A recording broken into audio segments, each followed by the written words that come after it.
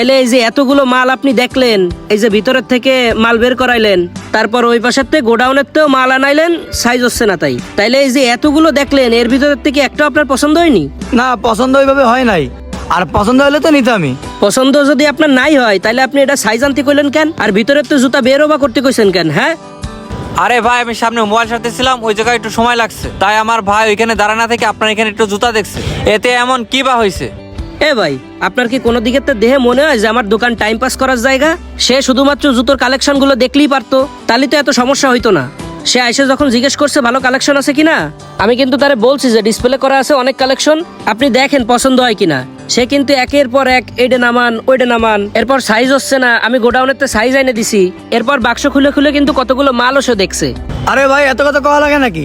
জুতা পছন্দ হলে তো আমি ঠিকই নিতাম। এ ভাই আপনি থামেন, এতগুলো জুতা দিয়েছেন, আপনার যেহেতু পছন্দ হয় নাই, তাইলে আমার দোকানের কোনো জুতাই আপনার পছন্দ হবে না।